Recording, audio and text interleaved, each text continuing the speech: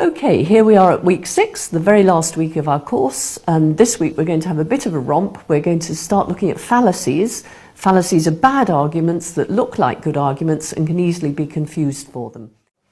Okay, let's get started. Just a recap on last week as always. If you remember, we looked at what makes a deductive argument sound, and we looked at what makes such an argument valid.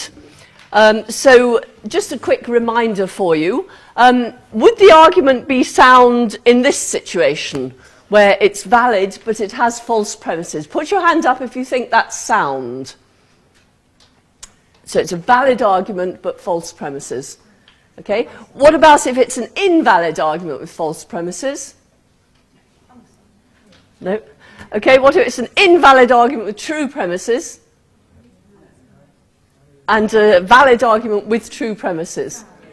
Okay, good, well done. Yep, it's only sound if it's a valid argument and it has true premises. All its premises must be true and it's valid. Well done. Okay, now here's the tricky one. Okay, the question is, could the argument be valid when it's got false premises and a false conclusion? Yes. It could be valid. Well done. Could it be invalid? Well done. Good. Okay, what if it has false premises and a true conclusion? Could it be valid? Put your hand up this time. Could it be valid if it has false premises and a true conclusion? Could it be valid? Okay, those of you without your hands up, is that because you don't know? Right, okay. What about if it's got true premises and a true conclusion? Could it be valid then? Okay, could it be invalid then? Oh yes, it could. Okay, there's only one situation in which it couldn't be valid. Only one situation in which it couldn't be valid, and that's this one. If it's got true premises and a false conclusion, it couldn't be valid. Otherwise, it could be. It could be either valid or invalid. And the reason for that is because an argument is valid if and only if there's no possible situation in which all the premises are true and its conclusion false. So it's a sufficient condition for an argument being valid that there's no possible situation in which its premises are true and conclusion false, and that's a necessary condition too. And if you remember, I said to you last week, there are two things you've got to remember. One is that it's the possibility, not the actuality of the combination of true premises and false conclusion that's important. And the other is it's the combination of true premises and false conclusion that's important. Okay. I gave you another test, so if that was one test of validity, and the other test I gave you is that an argument is valid if and only if its counterexample set is consistent. And the counterexample set is the set consisting of the premises plus the negation of the conclusion. So if you have, if it's Friday, Marianne's wearing jeans, it is Friday, therefore Marianne's wearing jeans. That's an argument. If you take the conclusion, Marianne's wearing jeans, and negate it, so you've got, it's not the case that Marianne's wearing jeans, the counterexample set then becomes, if it's Friday, Marianne's wearing jeans, Marianne is wearing jeans, it's not the case. It's, I've forgotten what the premise and conclusion was. If it's Friday, Marianne is wearing jeans, it is Friday. It's not the case that Marianne's wearing jeans. That's the counterexample set. Now, listen again. Is that consistent? Could all these sentences be true together? If it's Friday, Marianne's wearing jeans, it is Friday. It's not the case that Marianne's wearing jeans. Could those be true together? They couldn't, could they? And that shows that the original argument is valid. It shows there is no possible situation where the premises are true and the conclusion is false, because the set consisting of the premises and the negation of the conclusion is inconsistent. In other words, there's no possible situation where they're all true together. That's why that test works. So, okay, and I said to you there are two tests. You will have understood the concept of validity once you've understood, firstly, the paradoxes of entailment, and secondly, why this works. If you understand why this works, you're getting there. If you understand why the paradoxes of entailment are valid arguments, you will see why you'll have understood the concept of validity. Okay, I can see there's still people worrying about the concept of validity, and if there's time for questions, we'll have a look at the questions that you might have then. But we must go on today, I'm afraid, so we'll move straight on. This week we're going to be looking at common fallacies. And a fallacy is an argument that looks like a good argument, that can easily be mistaken for a good argument, but that isn't a good argument. And you won't believe how many fallacies there are, fallacies that you can just identify and explain why they're fallacies, why they look as if they're good arguments and they're not. But I've listed a whole load of fallacies. Actually, I've taken them from a website that I've mentioned on the top. And there are, I think there are 4 pages or something of fallacies, all in. I apologise for the smallness of the print, but they wouldn't have let me photocopy it if I'd put it any larger. And I'd just like to point out at the top that one fallacy is, now I haven't got my glasses on, so it says something like, please note that the argument from fast talking on page 8, that tells you that if somebody talks fast, you haven't got a chance to work out for yourself whether the premises are true and the conclusion is valid. And I'd just like to point out that I've gone through these ideas in these lectures so quickly in some cases that there's no way you'll have had time to stop and think about them as I've been talking. And so you could say that the whole of these series of lectures has been a giant fallacy of fast talking. I promise you it's not. And that if you go back and consider what I've said, and of course they'll all be on the podcast, so you'll be able to actually go back and listen to what I've said again. You'll be able to listen to all my mistakes as well as the things I've said correctly. I hope we've identified all my mistakes as we've gone through. But that'll give you time to actually think about what I've said and work it out for yourself, because actually nobody can teach anybody else anything. You can learn from what I say. There's nothing I can do to make you understand the concept of validity. You've got to put that effort in for yourself. One thing I will promise you, though, if you do put that effort in, you will understand. And if you still don't, after putting in a lot of effort, email me and I'll give you a tutorial all on your own. Because it really is easy to understand once you've seen it. And it really is just a question of looking at it in a slightly different way, and you'll see it. It's one of those rather irritating things you'll probably remember from maths from school. Okay, so fallacy of fast talking. But the list of fallacies is down there just for your amusement. Okay, here's a fallacy, or rather here's a deductively valid argument, and here's a fallacy that looks like it. Okay, here's an example of modus ponens you've come across before. I think you'll agree, could these be true and this one false? If these two are true, could this be false? No, absolutely not. So if you negated that conclusion and took away the therefore, if you negated that conclusion, the set would be inconsistent, wouldn't it? And that shows you it's a valid argument. Would you like us to do that there? We can look at this, the counterexample set. If it is snowing, the mail will be late. It is snowing. The mail will be late. And we're going to tack on, it's not the case that, which is just that symbol there. Okay, that's what that means. It is not the case that. So we've got the set consisting of, if it's snowing, the mail will be late. It is snowing. It's not the case the mail will be late. Do you agree that's inconsistent? That there's no possible situation in which all those 3 sentences can be true together? Okay, well, if there's no possible situation in which those 3 sentences can be true together, then the set consisting of the premises plus the, there's no possible situation where the premises are true and the conclusion is false, is there? Because that's what the counterexample set is. the premises just as they are, and the negation of the conclusion. Okay, that's why that test works. But look at this one. If it's snowing, the mail will be late. The mail will be late, therefore it's snowing. Let's create the counterexample set of that. So tell me what to write, somebody. If it's snowing, the mail will be late. What do I write next? The mail will be late. No, we don't put the therefore in because we're creating the counterexample set now. We're just making a set of sentences. So I'm putting it is snowing, and then what do?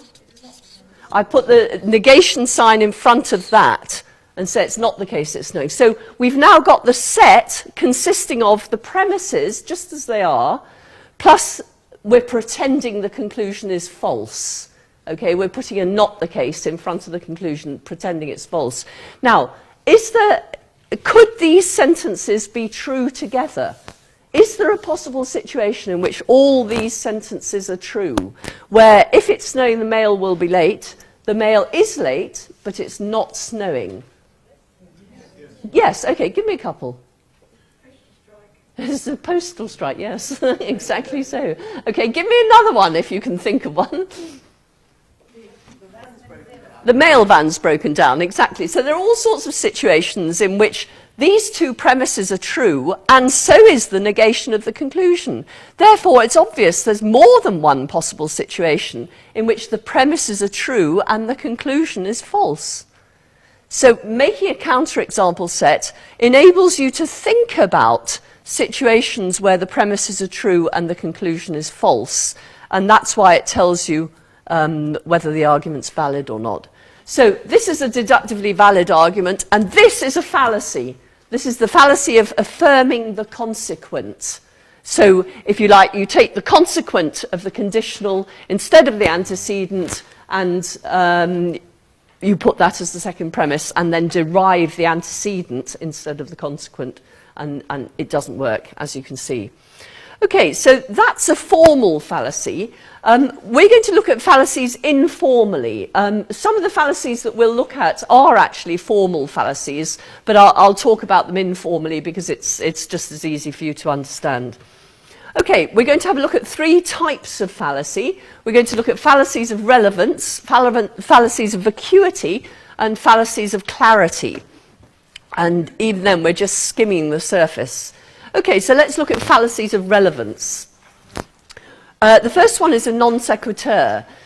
And you commit a fallacy of non sequitur when you cite in support of a conclusion something that's true but irrelevant.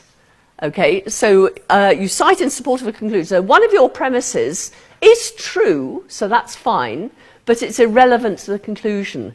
Now, you might be a bit worried about this, but let me just give you an example of non sequiturs that will be obviously non sequiturs. Bill lives in a large building, therefore his apartment is large. Okay? Is there any situation in which this premise is true and this conclusion false? Hundreds of them.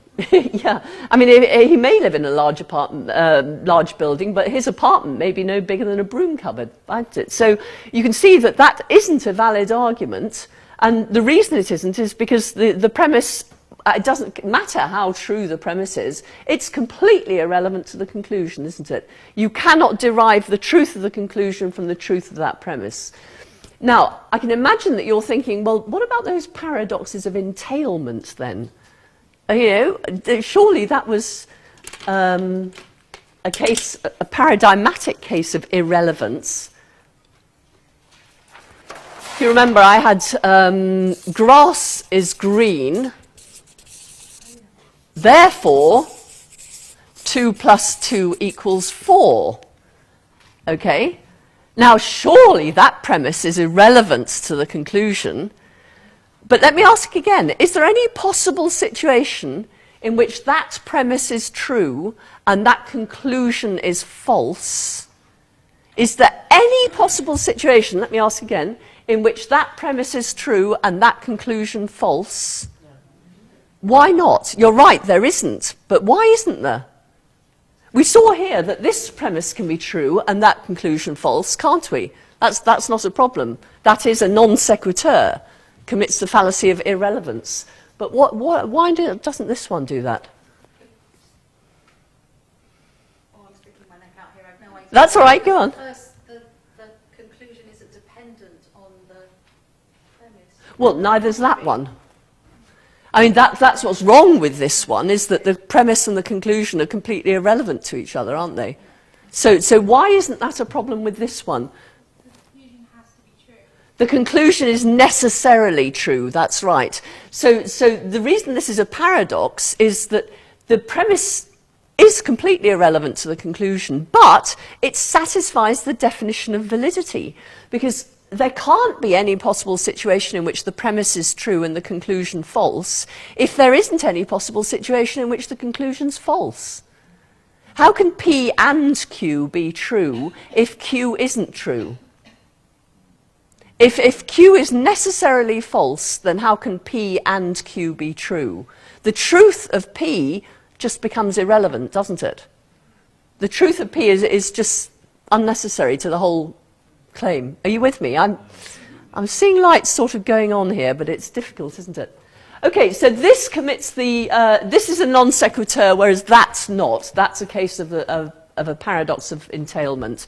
And the difference between them is that 2 + 2 = 4 is a necessary truth. It cannot be false. So how could the premise be true and the conclusion false? But if it can't be the case that the premise is true and the conclusion false, then it satisfies the definition of validity, whereas this doesn't.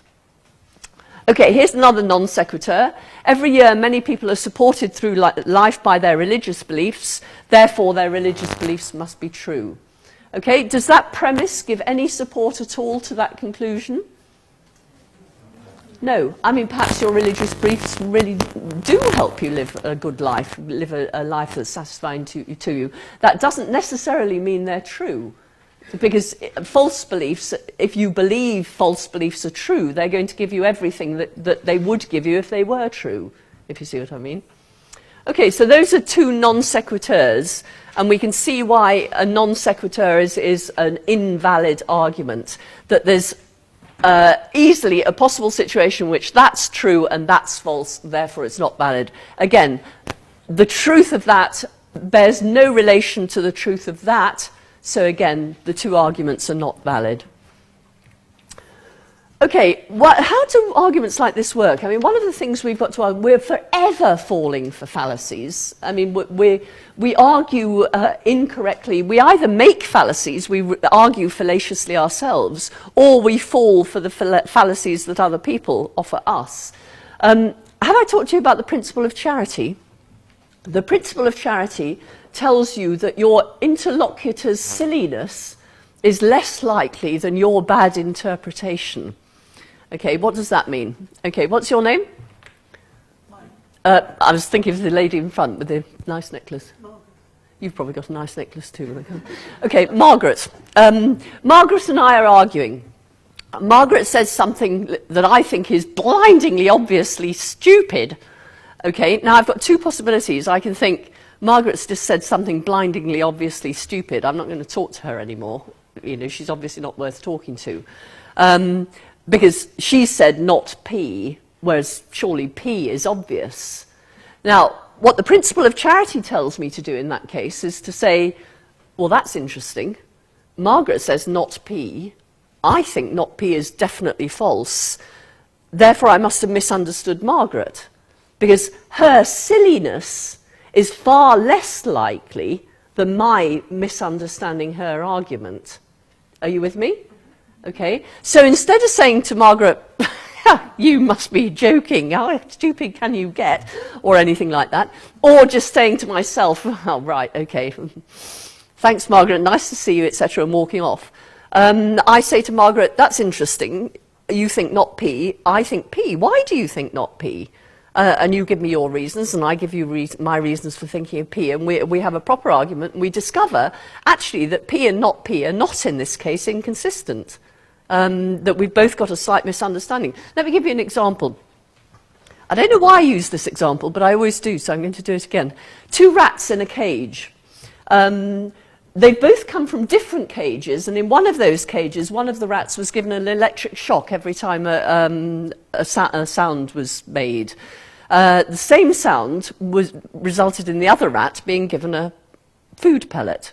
Okay, so the experiments are finished. They've now been put in the same cage, and this sound happens. Sounds.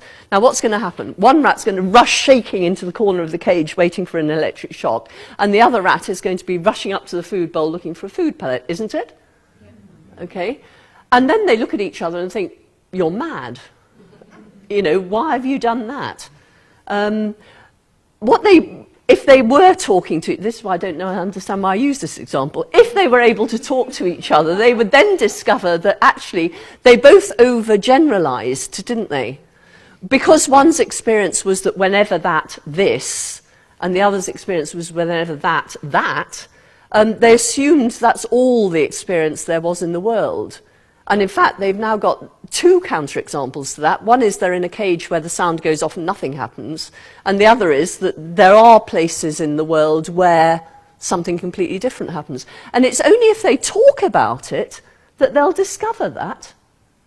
So arguing is the lifeblood of cooperating in the search for truth. If you want to know what the truth is, you cooperate with other rational animals, in other words, other people like us, and if you find that there's a contradiction, don't assume that the other person is wrong, because the only rational thing to assume is that one of you is wrong, and even that might be false, but it certainly might be you. And it's the principle of charity that you observe when you argue in order not to do the irrational thing and to assume that the other person is wrong rather than assume that you've misunderstood them. So that's what the principle of charity is. And what happens in this case, in the case of non sequiturs, is that the principle of charity can get you into the wrong place, because you might not notice the irrelevance. I mean, that can happen. If, for example, large apartment, large building, you might think the two larges there is enough to make it relevant and you'll let the argument go through.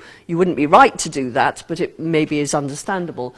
But sometimes when people are arguing, you might think, well, hang on, I'm sure that was irrelevant, but it can't have been because, you know, Margaret's too rational to allow an irrelevance to go through, and non sequitur like that. Or you might just want to not admit that you can't see the connection. So the thing to do is to be aware that there should be, just in any conversation, the implication is that there's a connection between premises and conclusion, like the sea is salt, Melbourne's in Australia. When I gave you the context, you could see the connection. So if you can't see the connection, ask for it. So don't be too generous, because it's possible that this person is putting forward a non sequitur, and certainly don't be too proud to ask for the relevance if you can't see it. Okay, here's so this is the second fallacy of relevance. So the second one is attacking the person, or it's the second one we're looking at, there are many more than this. You might attack the person making the argument rather than the argument that's made, and this is called an ad hominem fallacy. And you may have heard, was it Miliband, on the Today programme the other day talking, now who was he talking to? Talking to William Hague, and he accused William Hague of an ad hominem fallacy. He said, you're arguing against the man, not against the argument, or you're stopping the man, not the ball, or something, he said. It was a very good example.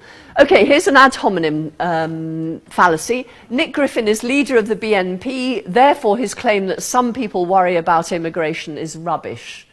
Now, I actually heard that fallacy loud and clear the other night on Question Time. I'm sure you did too. Does the truth of the fact that Nick Griffin is leader of the BNP bear at all on the claim, the truth of the claim, that some people worry about immigration? I mean, could it be the case that Nick Griffin is leader of the BNP and some people worry about immigration? course it could, couldn't it? Yes. Okay, here's another one. Von Daniken. You may not even remember him. He was the chap who wrote books about people coming from space and building the pyramids and so on. His books about ancient astronauts are worthless because he's a convicted forger and an embezzler.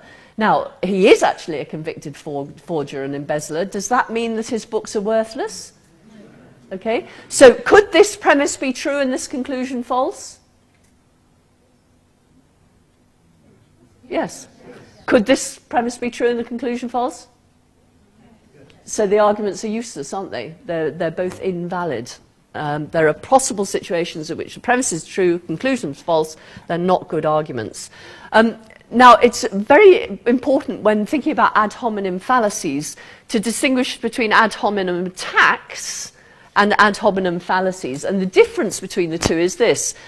You can attack somebody's right to say something, so you can cast doubt on why they're saying what they're saying by saying something about who they are.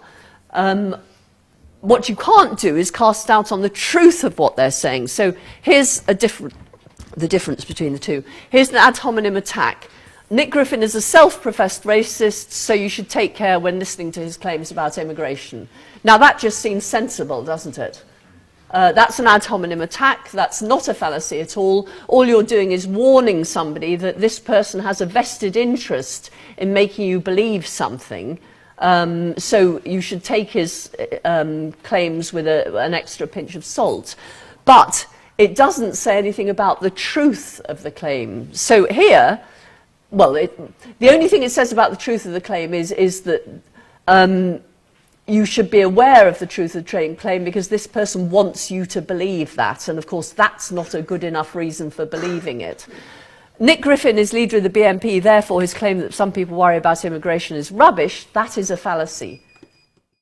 If you attack a person instead of what he says, and your attack on the person is actually irrelevant to the truth of what he says, in other words, your attack might be a correct attack. You're not saying something false about this person, but the truth of what you're saying has no bearing at all on the truth of what he is saying. That's a fallacy. What you could be saying is warning somebody. So I've forgotten your name again. Ashley comes to me and tells me that, so-and-so came and told her that the coffee's ready in the common room. And I say, yes, but I know why he told you that. That's because he likes everyone else to go to the common room first and then discover it's actually being served upstairs today. And he gets all the chocolate biscuits. I mean, when I'm doing that, I'm giving her a reason for why he said something. It doesn't actually bear on the truth of what's there, but it's a good reason not to be sceptical about whether the coffee's being in the common room. You'd want to check with someone else that the coffee was in the common room before you went there, perhaps. Or you wouldn't come down from Ewart House in order to get coffee from the common room on the basis of what Ashley said, or what this person said. Okay, so that's the difference between ad hominem. So I don't know if that's answered your question. Yeah. I mean, an ad hominem is an attack on the person making an argument, not on the argument he's making. And therefore, the attack, even if the attack is justified, it doesn't question the argument itself. So, those were fallacies of relevance. Now, moving on to fallacies of vacuity. Okay, the first one is a circular argument that we'll be looking at, and when you argue in a circle, you cite in support of a conclusion that very conclusion. So your premise or your conclusion is amongst your premises here. Second fallacy we're looking at here is the fallacy of question begging, and thirdly, a self-sealing argument. So let's start with circular arguments, then come back and look at these again. A circular argument, the conclusion is one of the premises. And the difference between that and a question-begging argument is that here the conclusion actually is one of the premises, exactly the same thing, and here the conclusion is assumed by one of the premises. So you haven't actually got the conclusion amongst the premises, but you've got amongst the premises a premise that assumes the conclusion. So here's an example of a circular argument. All whales are mammals, therefore all whales are mammals. Now, is that argument valid? Yes. Well done. You're absolutely right, it is valid. All circular arguments are valid. How could there be a possible situation in which that's true and that's false if they're the same thing? If that's true, that's got to be true, hasn't it? So there's no possible situation in which that's true and that's false. Therefore, that argument is valid. So circular arguments are always valid, and what that tells you is that there's got to be more to a good argument than validity. And what's more, true premises, because that is actually a true premise as well. So that's a sound argument, but it's not very good, is it? It wouldn't convince anybody of anything. But do you remember last week I got myself into a bit of a tangle by trying to draw truth tables on here and convince you that once you've got a premise, once you've got a conclusion in amongst the premises, it doesn't matter what you add to the argument, it remains valid. This is called the monotonic property of entailment. If I add lots of other premises to that, the circularity will no longer be as obvious as it is now, will it? But actually, you are validity detectors. That's what you are, in virtue of being rational animals. So somebody stands up in Parliament and gives a circular argument that's long and convoluted and so on. It's a valid argument, and you hear that. You can tell that it's a valid argument, that there's no possible situation where the premises are true and the conclusion false. But what you don't see is that it's only valid because it's circular. Do you see how it happens? So nobody would put forward an argument like that, but if they embed that premise in with the, that conclusion in with the premises, they've set up a situation in which there's no possible situation where all the premises are true and the conclusion false. How could there be? Because it doesn't matter what other premises are there. If all the premises are true, the conclusion must be true as well, because the conclusion is one of the premises. So circular arguments are always valid, and some circular arguments like this one are sound, but that doesn't make them good. There must be more to a valid argument, to a good argument than just soundness. In the final analysis, the point of an argument is to persuade someone of something. So it's to persuade you, if you don't believe P, and I think you should believe P, I think P is true and therefore you should believe it, I put together an argument in the hope of convincing you that P. Okay? So what I want from an argument more than anything else is that it should be persuasive. Okay? But I don't want it to be persuasive because of a fallacy. I actually want it to be a good argument as well. And therefore I want it to be sound and valid. But if it's sound and valid and not persuasive, it's pretty useless for any practical purpose. You can't have a productive argument with somebody unless you agree with them. Can anyone tell me why that might be the case? Productive disagreement always depends on agreement, which is why if you've really got two sides who absolutely disagree on everything, you may as well forget it. Why should productive disagreements depend on agreement? I can only argue with you if you're prepared to accept my premises. If you reject my premises, then I can't draw anything from those premises that's going to convince you of anything, can I? So I've got to convince you of at least one of my premises before we can even get started. Of course, what I might do is say, will you agree to take this for the sake of argument, and then take you through the arguments. But of course, if you still don't accept the premise, really, you're never actually going to accept the conclusion of my argument, are you? So in order to disagree productively, you've got to agree on something. You've got to agree on the premises. Okay, so that's a circular argument, and it's a valid one, but it's no good. And it's no good because there's no possible situation in which the premise is true and the conclusion false, but that's because the conclusion is amongst the premises. Okay, let's look at begging the question. Here's an argument. It's always wrong to murder human beings. Capital punishment involves murdering human beings, therefore capital punishment is wrong. What's question begging about this argument? Exactly. This, to talk about capital punishment as if it were murder, just to assume that capital punishment is murder, is to assume your conclusion, isn't it?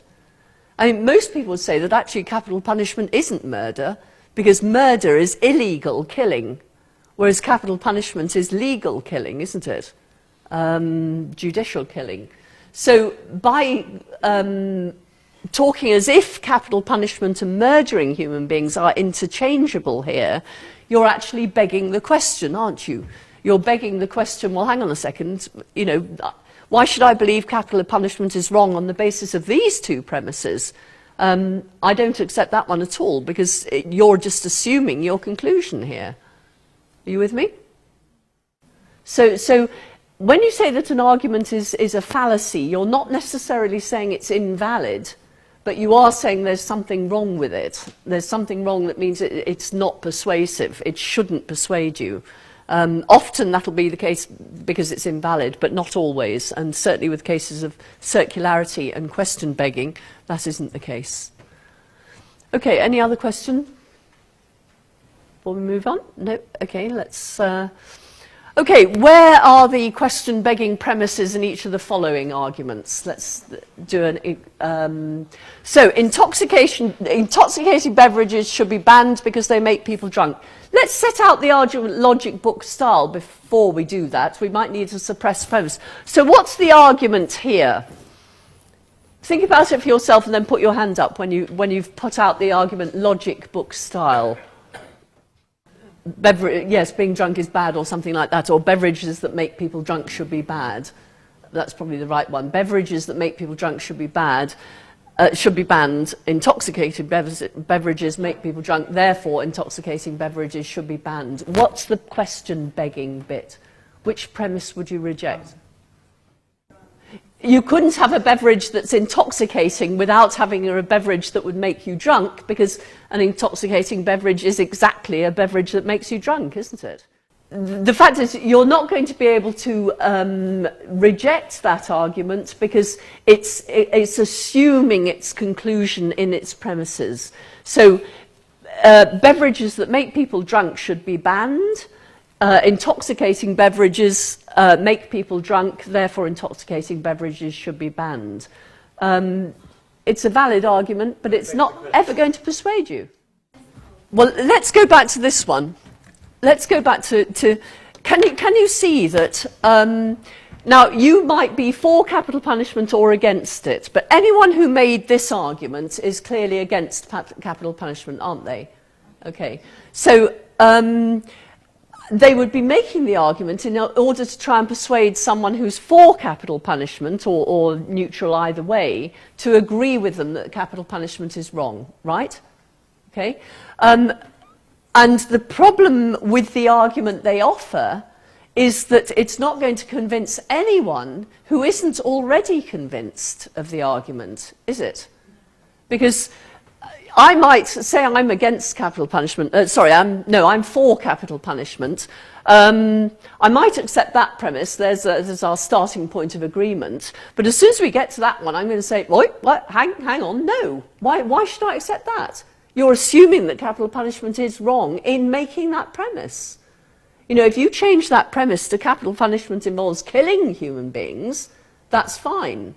But then your argument isn't valid. The only way you can make your argument valid is by putting murdering in, and then it's valid because it begs the question. Okay, and therefore it's not persuasive.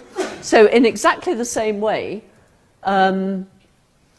if somebody was making this argument, say I didn't believe whales were mammals, okay, I thought whales were fish. Whales are obviously fish, aren't they? I mean, we've discussed this before. Anyway, they tell me whales are mammals. Okay, so I don't believe whales are mammals. And you're trying to convince me. If you offer me this argument and say, well, here's a good argument for whales being mammals, I'm going to say, no. No, that's not a good argument at all. Why should I agree with you on that premise? In that premise, you're just assuming your answer. Your conclusion. So you've got a valid argument, but it's hopelessly unpersuasive. therefore it's not a good argument. And this one is only slightly different in that instead of the premise actually being the same as the conclusion, the premise assumes the conclusion. So if you're arguing, using this argument against me, it's not going to persuade me of anything, is it? And that's what's wrong with it, not that it's not valid. So we're looking at fallacies of vacuity, okay? We've looked at fallacies of relevance, we're now looking at fallacies of vacuity. And we've looked firstly at circular arguments, where the conclusion is one of the premises. Why? Tell me again why that would convince anyone if you've made an argument where the conclusion is amongst the premises. Because it's valid, and because the fact that the conclusion is amongst the premises may be hidden among all sorts of other premises, so you just don't notice that the conclusion is there. Okay, then we looked at question-banking arguments, and we tied ourselves in knots, or I tied myself in a knot. But the idea here is that instead of the conclusion being amongst the premises itself, there is amongst the premises a premise that assumes the conclusion. That's the difference between those two. And finally, we're going to look at arguments that are self-sealing.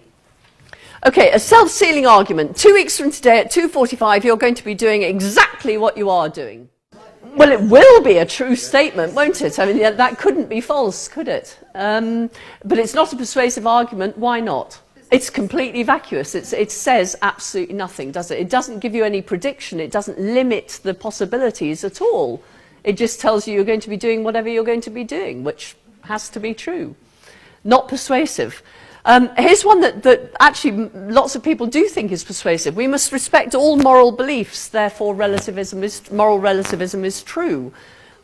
This is called vulgar relativism by a chap called Bernard Williams, famous philosopher. The reason that's a self-sealing argument is that is a moral absolute. We must respect all moral beliefs. You cannot derive moral relativism from a moral absolute. If that premise is true, then that conclusion is false.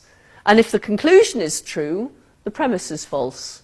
So it's a bad argument because it goes around in a circle. It's self-defeat. Actually, that's self-defeating rather than self-sealing.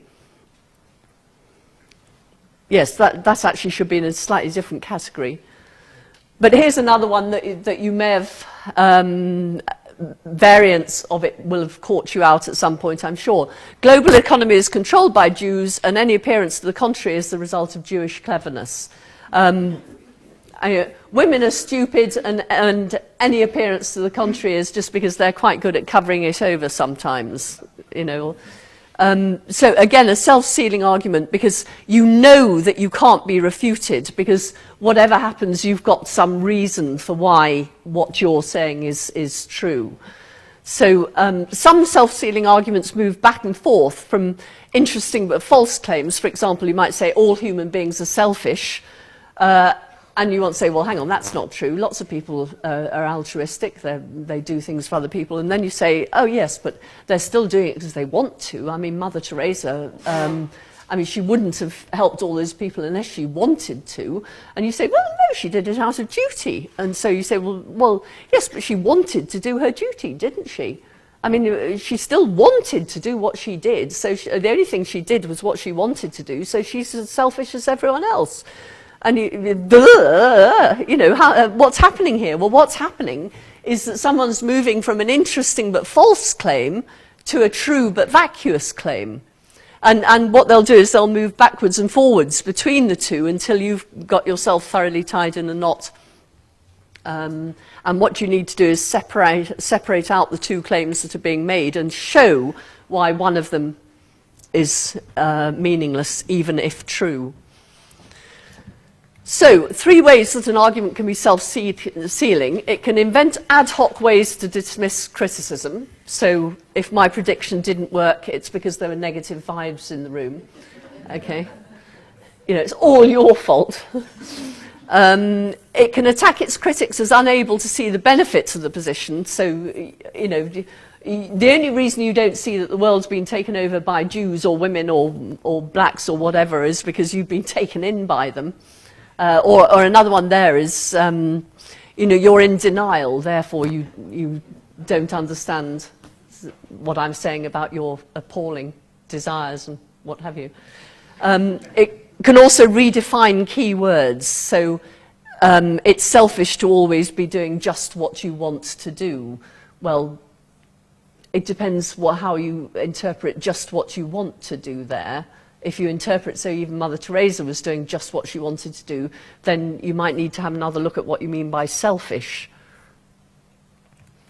Okay, finally, we're going to look at fallacies of clarity, and I want to use some time for questions. Sorry, you've got a question. Those last three, how do you argue against those arguments? Well, on this one,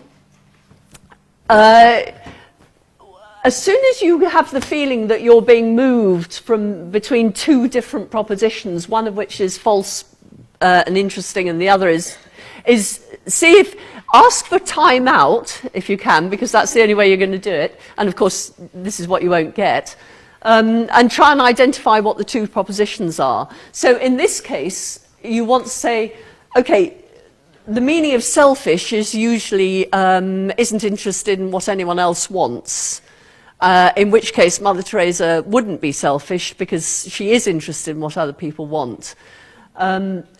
Then you say, but then your other claim is that somebody's selfish only if they, it's sufficient for being selfish that somebody acts on what they themselves want. And actually, that's not usually the definition of selfish. So identify the weasel word and get out the two definitions and then show that somebody's flipping between one and the other is the way to do that. Okay, fallacies of the heap. If you have only 1 penny, you're not rich. If you're not rich and I give you a penny, then you still won't be rich. It doesn't matter how many pennies I give you, then you won't be rich. Okay, is that a good argument? No, why not? I mean, is that false? No? Okay, is that false?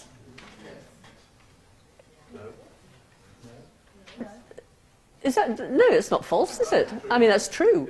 If you gave me a penny, sadly, you wouldn't make me rich. It's all you gave. Well, yeah. Okay, so that's true and that's true. Is that true? That's false.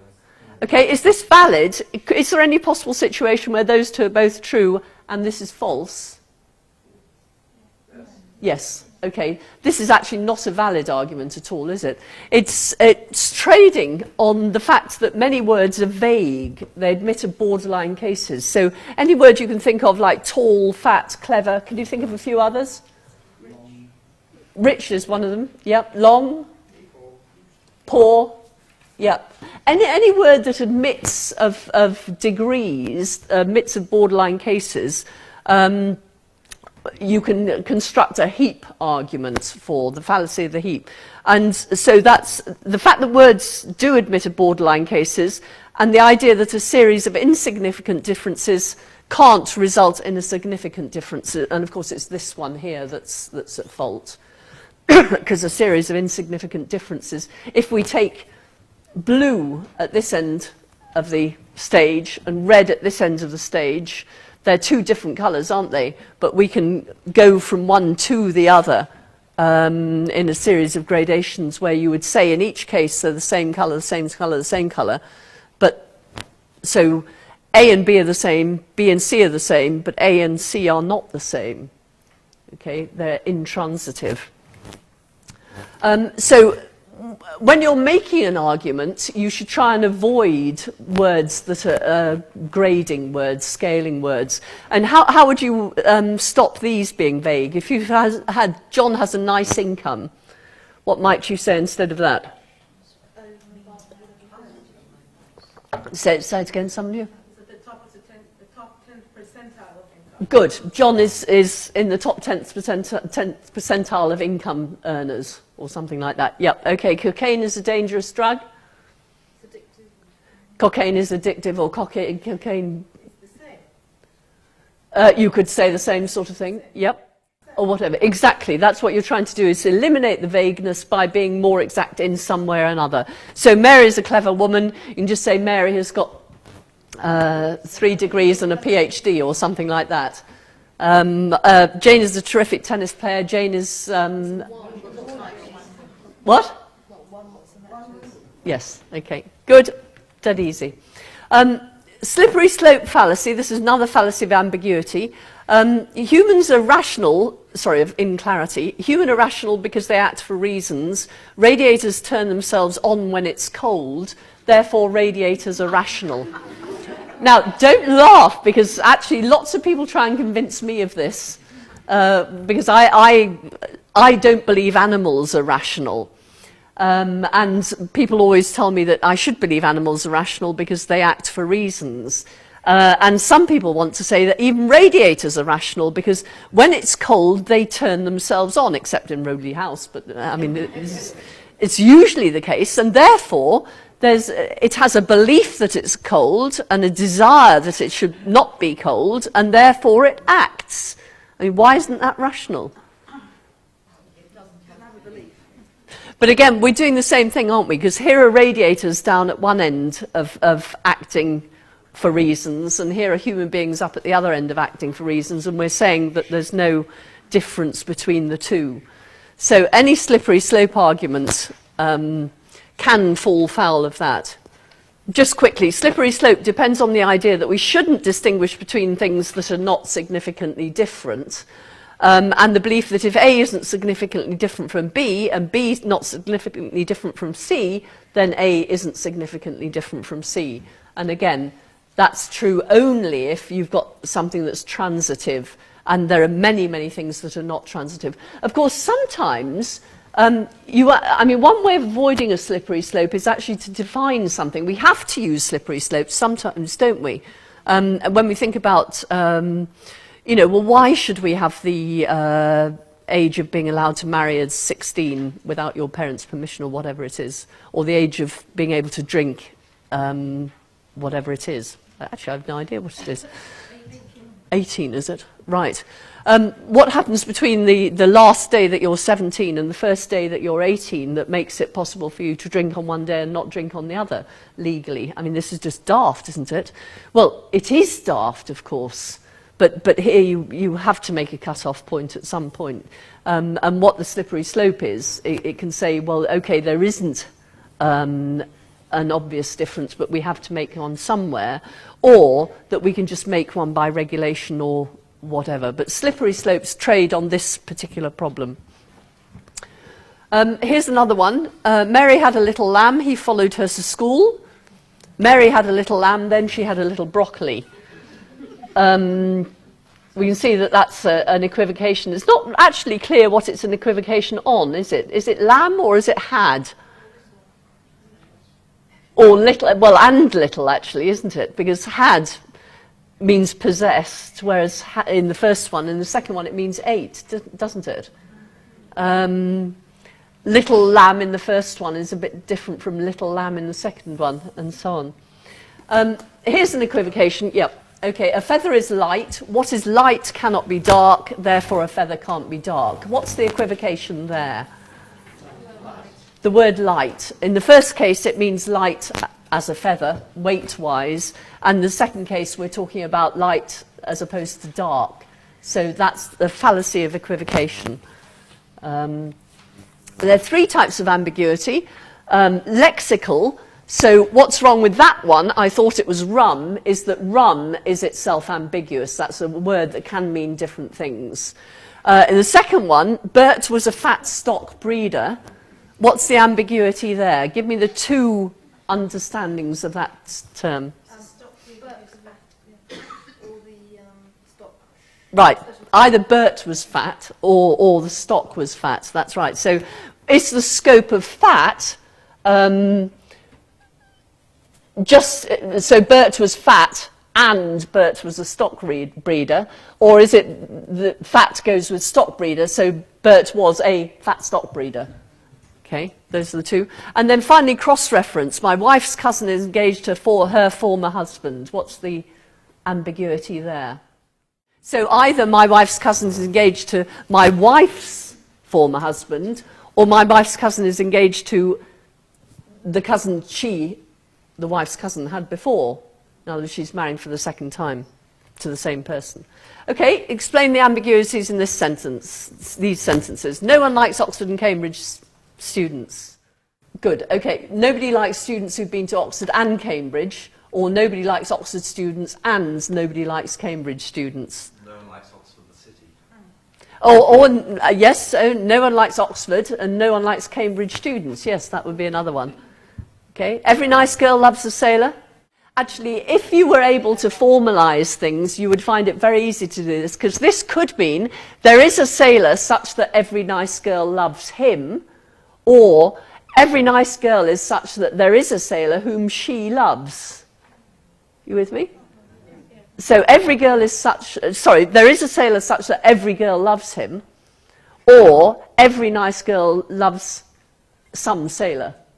Okay, so in the second case, there are lots of different sailors. In the first case, there's just one sailor who's loved by all the girls.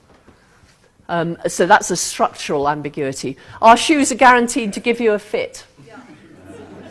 I can see you've got that one. Okay, irritating children should be banned. That's right. What are we banning? Children who are irritating, or the irritating of children? Okay, what about the last one? Can anyone tell me what the ambiguity is here? This is more difficult. You'll kick yourselves, but you'll also think that I've cheated you. Why do swallows fly south for winter? Why do swallows fly south for winter? Why do swallows fly south for winter? Why do swallows fly south for winter? Is that ambiguous? Okay. And all it was is the intonation there. I managed to give it lots of different meanings. So you shouldn't think that actually that the ambiguity might just be in the lexicon, in the structure, and in the cross-references. Sometimes you can put it in just by the tone, the emphasis you give on the words that you use. Right, okay, that's it for the lectures. Thank you, thank you. Well, thank you too.